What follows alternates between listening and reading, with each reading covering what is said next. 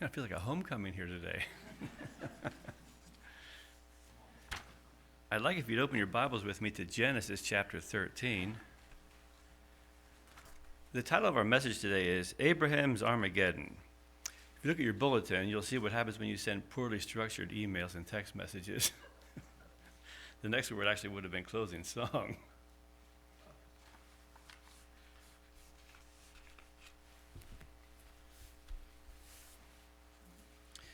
Genesis chapter 13, beginning in verse 14.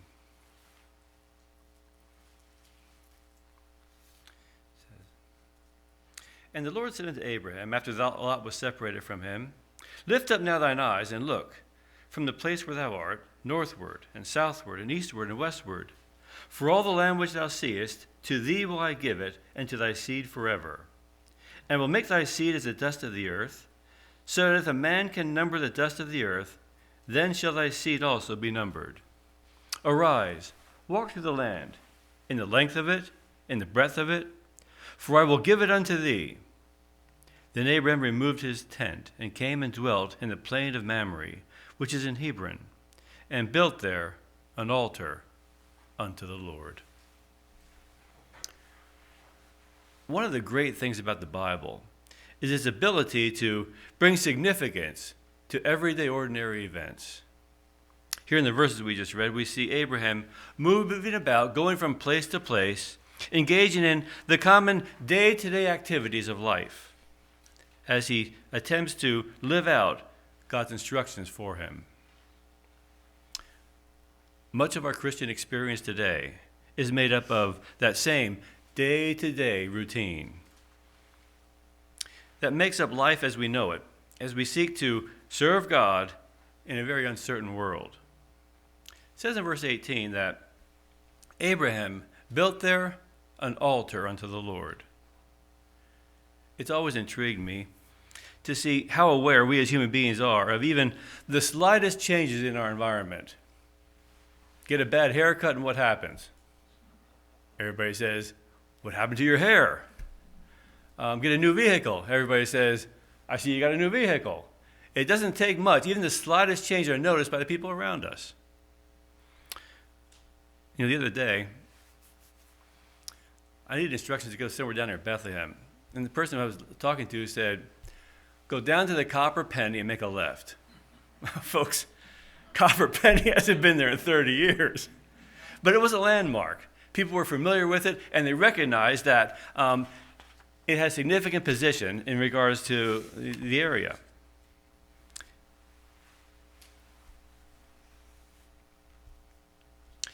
When Abraham built that altar there in the plains, the low rolling hills surrounding Hebron, he may as well have put up a billboard saying, I serve the God of heaven, because everybody passing through that area was going to see it, notice it, and recognize it.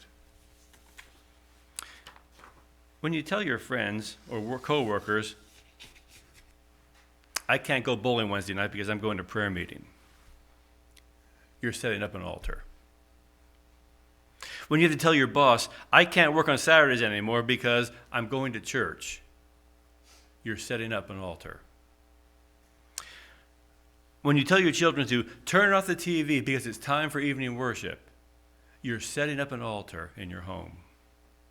And the message you're delivering is always the same. It's that there is a God in heaven, and we need to be serious about serving him. Now, it's interesting. The thing is that while we're busy trying to serve God, the world around us isn't just sitting around doing nothing. It's busy pursuing its own goals and objectives, and that's where things can become a little bit interesting sometimes. Because most of the tests and trials that we have come to us while we're engaged in the everyday, ordinary events of life. The Bible tells us that while Abraham was busy serving God and going about his daily routine, some other significant events were taking place all around him. In Genesis chapter 14, beginning in the first verse, it says, And it came to pass in the days of Amraphel, king of Shinar, and Arioch, king of Ellasar, and Chedorlaomer, king of Elam, and Tidal, king of the nations, that these made war with Bar, king of Sodom, and with Bishra, king of Gomorrah, and Shema, king of Admah, and a couple other people. And in verse 3 it says, all these were joined together in the vale of Siddim, which is the Salt Sea. 12 years they served Chedorlaomer, and in the 13th year they rebelled. In the 14th year came Chedorlaomer, and the kings that were with him, and smote the Rephaims and the Ashtoreth, Kajiram, and the Zuna, and a couple of other people. And in verse 6 it says, and the Horites, and there Mount Seir, and El Paran, which is in the wilderness.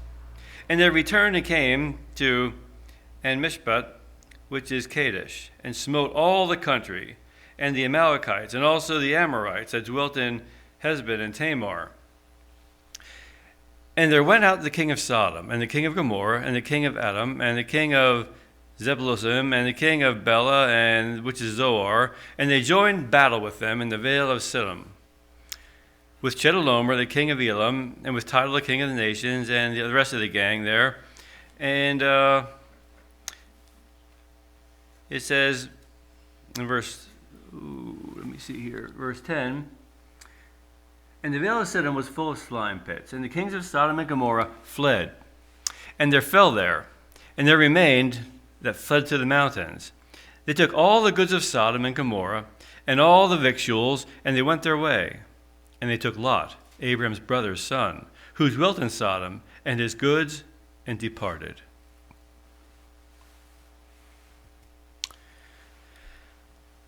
Nations and kingdoms united together in their thirst for power and control and dominion. And it says that innocent people were being taken captive and subjected to lives of slavery and bondage because of it. And in verse 13 it says, there came one that had escaped and told Abraham the Hebrew, for he dwelt in the plain of Mamre, the Amorite, brother of Eshcol, and brother Anar. These were confederated with Abraham. And when Abraham heard that his brother was taken captive, he armed his trained servants, born in his own house, 318, and pursued them unto Dan. As Abraham listens to this person, who was probably one of Lot's herdsmen, tell the story, he realizes that if he doesn't do something, the people of Sodom and Gomorrah and his brother-in-law are going to be taken as slaves to serve for the rest of their lives in that capacity. It says,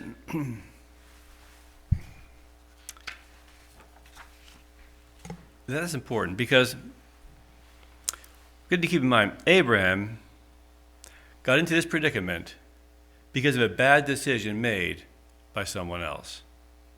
The Bible tells us that his nephew Lot had made a poor career decision. He and his family had set out over the plain of Jordan, and they saw all kinds of wonderful opportunities there. The Bible says that he pitched his tent towards Sodom, never stopping to think that Sodom's influence and problems might spill over onto himself and his family. Now, the temptation for Abram would be to simply say, well, Lot made his bed, let him sleep in it. And in doing so, he may have felt justified, but instead he decided to follow the example of the God he served and to go on a rescue mission. And that's just what he did. When he came down, hang on folks here. Having trouble seeing my notes.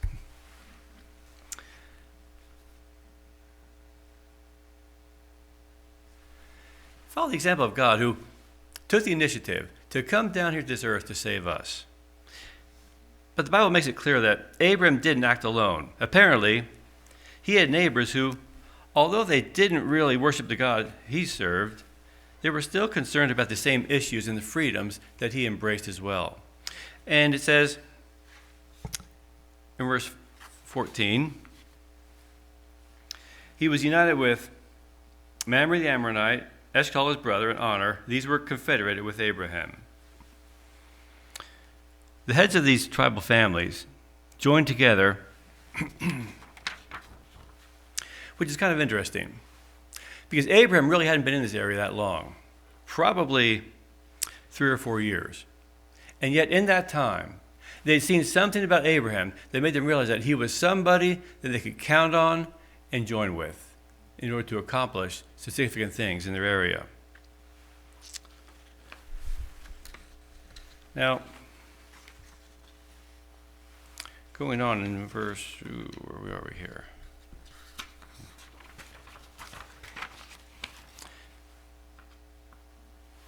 Genesis chapter 26, verse 4 and 5. Keep your finger here. We're coming right back.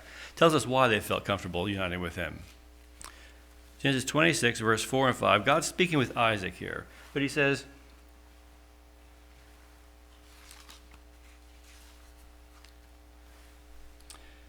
"And I will make thy seed to multiply as the stars of heaven, and I will give unto thy seed all the countries, and thy seed shall all the nations of the earth be blessed. Because that Abraham obeyed my voice, kept my charge, my commandments, my statutes, and my laws." Abraham brought the principles of obedience and godliness into his day-to-day life. And the people around him saw it and recognized that here was a man with integrity who they could count on in difficult times. Going back to chapter 14 again, verse 15 it says, "And he divided himself against them, he and his servants, by night, and smote them, and pursued them unto Hobah, which is on the left side of Damascus. And he brought back all the goods, and brought also again his brother Lot, and his goods, and the women also, and the people." We see Abraham returning to a conqueror's welcome as kings and priests come out to meet him. Look at verse 17. It says, "And the king of Sodom went out to meet him after his return from the slaughter of Chedorlaomer and the kings that were with him at the valley of Sheva, which is the king's dale. And Melchizedek, king of Salem, brought forth bread and wine, and he was a priest of the Most High God. And he blessed him and said, Blessed be Abraham of the Most High God, possessor of heaven and earth. And blessed be the Most High God, which has delivered thine enemies into thine hand. And he gave him tithes of all." As Abraham returns to this conqueror's welcome, he attempts to divert the attention away from himself by returning a tithe of everything recovered to God right there in front of everyone who was waiting to celebrate his victory. But perhaps the most significant event of this whole account takes place in the following verses, in verse 21. It says, "And the king of Sodom said unto Abraham, Give me the persons, and take the goods to thyself. And Abraham said to the king of Sodom, I have lifted up mine hand unto the Lord, the Most High God, the possessor of heaven and earth, that I will not take from thee a thread even to a shoe latchet, and that I will not take anything that is thine, lest thou shouldst say, I have made Abraham rich, save only that which the young men have eaten, and the portion of the men which went with me, Arner, Eshcol, and Mamre. Let them take their portion."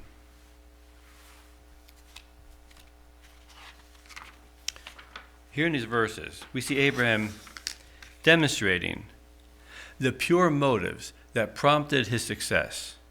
If he had kept the property that he now had legal right to from these people who had already suffered so much, he would have been perpetuating the same grasping mercenary spirit that prompted the invaders themselves. But instead, he gave them a different perspective, giving the people the opportunity to see exactly what it was like to serve a generous, gracious, loving God. Now, as Abraham exemplifies the character of God, he seeks to honor him, but in doing so, he does something significant. He distinguishes himself from the rest of the crowd. Abraham probably didn't know it at the time, but the day he went out to rescue Lot would be forever changing his life. No longer would it be just a little nomadic herdsman passing through the area. Now, he was a powerful, prominent, influential person who was known throughout the region of Palestine. He was also making himself a prime target for revenge from all of these kings he had just conquered. And God steps in to do something for him. It's recorded for us in chapter 15, verses 1 and 2. It says, after these things, the word of the Lord came unto Abraham in vision, saying, Fear not, Abraham, for I am thy shield and thy exceeding great reward. And Abraham said, God, what wilt thou give me, seeing I go childless, and the steward of my house is this Eliezer of Damascus? If you're thinking Abraham's statement here has nothing to do with what God is saying to him, you're absolutely right. God comes to him in a vision and says, I'm going to protect you and bless you. And Abraham essentially says, big deal, I don't have any kids. As we see a crisis developing here, in Abraham's experience with God, notice verse 3. It says, And Abraham said, Behold, to me thou hast given no seed, and lo, one born in my house is mine heir. For the past 8 years, Abraham has been wandering around the countryside, living in a tent. A tent, folks, on land he doesn't own. Waiting and trusting, hoping that God will fulfill his promise to him. And each year slips by, the pressure begins to build a little more. He isn't getting any younger. And the reality is beginning to set in just a little bit. And what he really wants to know is, when the nations around him are all in conflict, and the store shelves are empty, and he's suffering because of other people's poor decisions, and turmoil and corruption is everywhere around him, can he really count on the promises of God? And you know, I can understand what he's saying here because, frankly, I've wondered the same thing. You see, I have no doubt that the gospel message is going to go to the entire world. I have no doubt that there will be a time of trouble or that Christ will come again to deliver his people. I'm sure of all that. But what I'm concerned about is, while God is busy working in the nations, governments, and cities of this world to accomplish his purposes, and things are getting messy, and people and institutions are becoming agitated, will he still be faithful in his promises to me? Or will he just fall through the cracks and be forgotten about? It's an important question, isn't it? Abram was wondering, and we can sometimes wonder today too. You see, all the while Abraham has been living and working and worshiping and acting on God's behalf, inside there's been a conflict building. It's going on in his mind. And it's as real as the battle he's just fought with the invading kings. You know, there may be some of you here today who, even while you're sitting here in nice clothing, coming to worship God, have a battle going on in your mind. There's doubts, there's fears, there are uncertainties. At home, there are bills and responsibilities you don't know how to meet, children who are breaking your hearts, ongoing problems and concerns that you've taken to God repeatedly and still haven't been resolved. And like Abraham, you begin to wonder if you can really count on God or not for the everyday things in life. In chapter 15, verse 4, it goes on, and it says, And behold, the word of the Lord came unto him, saying, This shall not be thine heir, but he that shall come forth out of thine own bowels shall be thine heir. God reconfirms his promise to him right here. And going on in verse 5, it says, And he brought him forth abroad and said, Look now toward heaven, and tell the stars if thou be able to number them. And he said to him, So shall thy seed be. And he believed the Lord, and he counted to him for righteousness. And he said unto him, I am the Lord that brought thee out of the land out of Ur of the Chaldees to give thee this land to inherit it.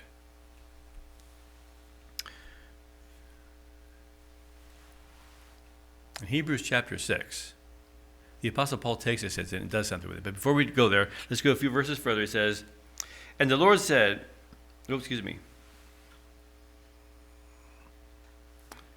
verse 10. And he took him unto him all these and divided them. Verse 9. And God said to him, take thee an heifer of 3 years old, and a she-goat of 3 years old, and a ram of 3 years old, and a turtle dove of 3, and a young pigeon. And he took him all these things and divided them in the midst of them, and laid each piece one against another. But the birds he divided not.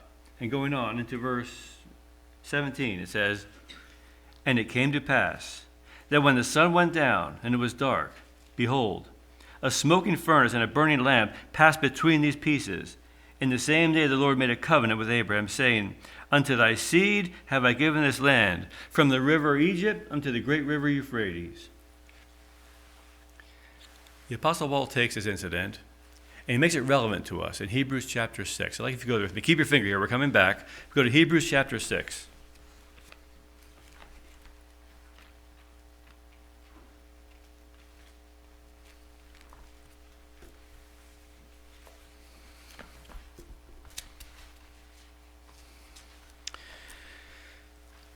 Hebrews 6, beginning in verse 13.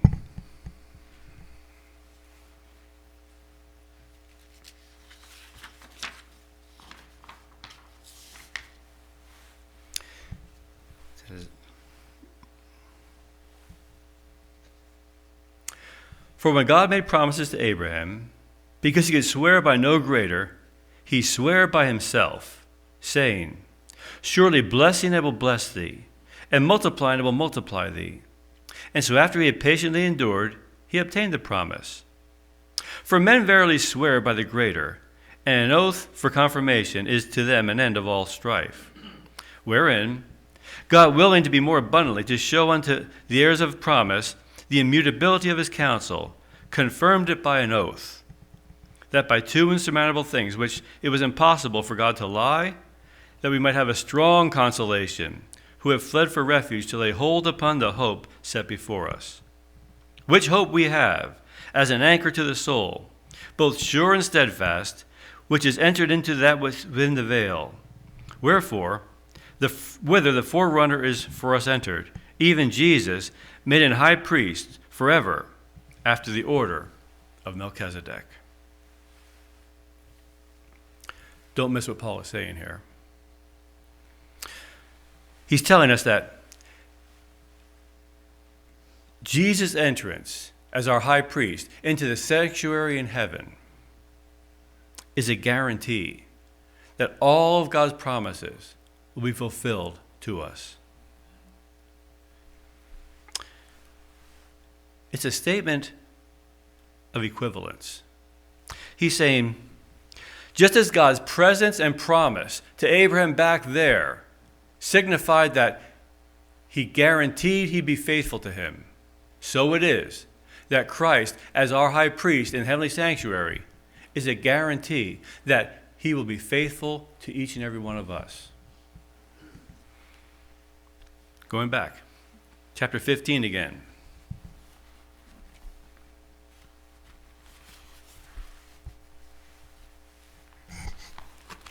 God directs Abram's attention towards something in verse 7. Genesis 15, verse 7. It's got to be here somewhere. It says, and he said unto him, I'm the Lord that brought thee out of Ur of the Chaldees to give thee this land to inherit it. God essentially says to Abraham, think back to where I brought you from. That's important for us today too. Think back to the things that God has brought you through. You know, that's why it's good to have a diary of some sort. To write down significant events that you've prayed about, that God has answered and brought you through. Because when we come into another difficulty, what does it provide for us? A foundation to substance, to look back and say, He got me through that. He got me through that. He's still with me, guiding and directing. I know he'll get me through this next thing.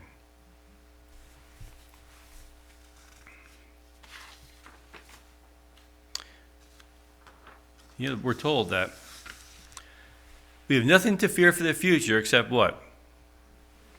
We shall forget the way God has led us in the past. And that's important because the Bible seems to indicate that we have a similar conflict to the one Abraham went through with the invading kings waiting for us in the future. If you go with me to Revelation chapter 17.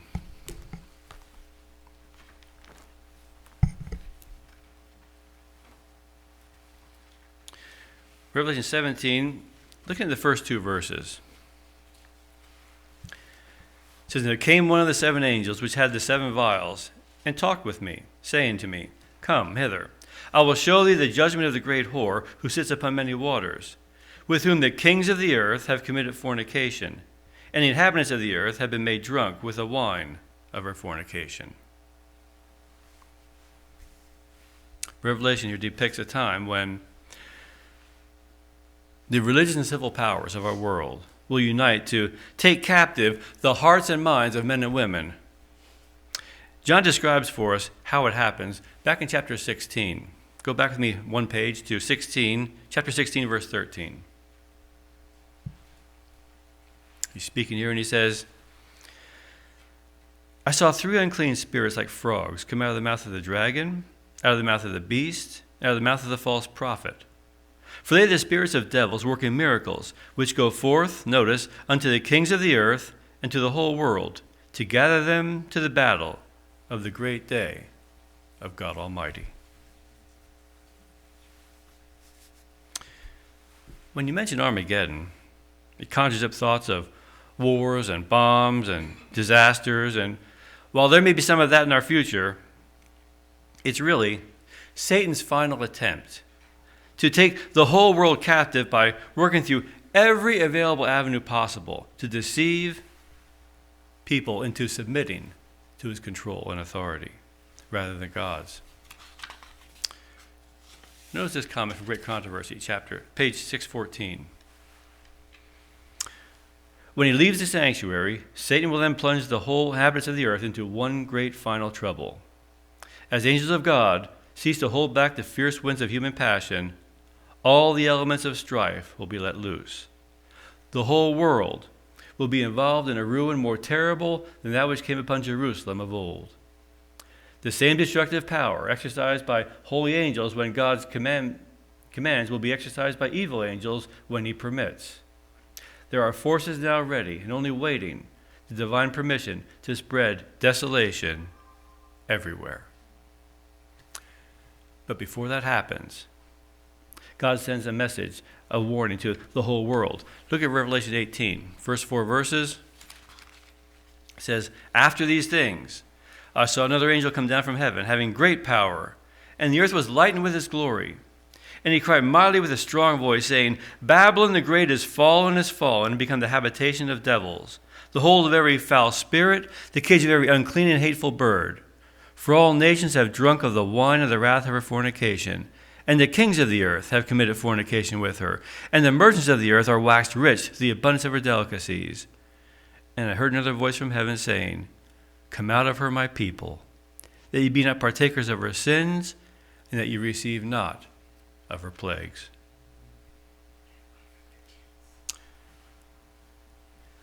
Back in Abrams' day, when God didn't send him out himself against the kings, did he? It says he gave him the help of people around him who had come to respect him and the God he served. In John chapter 10, verse 16, Jesus said that he has many sheep who are not of this fold. They also must be gathered. Notice this comment from Selected Messages, Volume 3. There are many souls. How many? Many souls to come out of the ranks of the world, out of the churches, even the Catholic Church, whose zeal will far exceed those who have stood in the rank and file to proclaim the truth before. For this reason, the 11th hour laborers will receive their penny or their reward. These will see the battle coming and will give the trumpet a certain sound.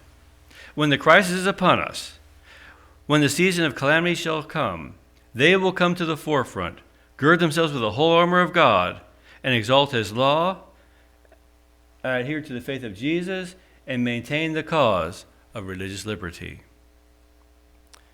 So how can we be sure that we don't lose our place in all of this?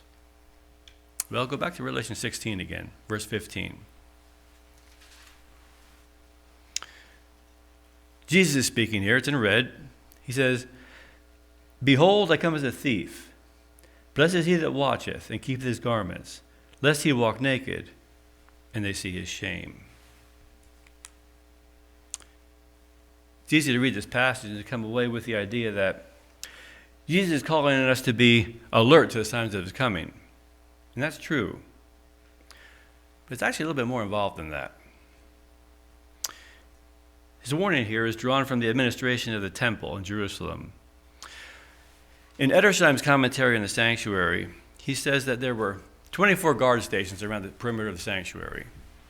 They were manned by the Levites, and they had one job to fulfill: to make sure that nothing that would defile the sanctuary was allowed to enter in.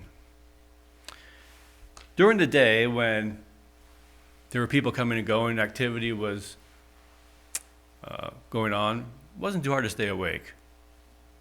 But at night, when the hours got long and nothing was happening, it became a challenge. The punishment for falling asleep on duty was to be beaten or flogged.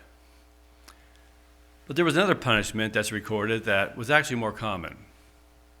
The chief priest, as he made his rounds, if he came upon someone who was sleeping at his post, would simply take his lamp and touch it to the hem of the garment he was wearing.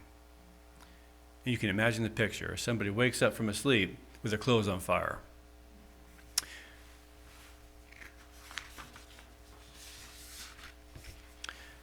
That's what Jesus is talking about when he says, "Take heed lest you lose your garments," because you can imagine trying to get your clothes off as quick as you can when you're on fire.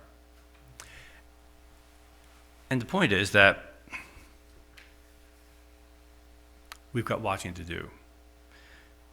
Today, we're living in the nighttime of Earth's history, and it's easy to let your guard down just a little bit. Skip family worship, watch a little more TV, go to sleep spiritually. Folks, in this verse, Jesus is calling us to watchfulness. In the day-to-day activities of life, when we go to work, when we sit down to eat, when we turn on our TV or our computer, when we kind of relax, he's saying, be on guard against anything that would have a defiling or detrimental effect on your spiritual life with him. And the purpose is so that, like Abraham of old, we can be prepared to take our place in the greatest conquest of the ages.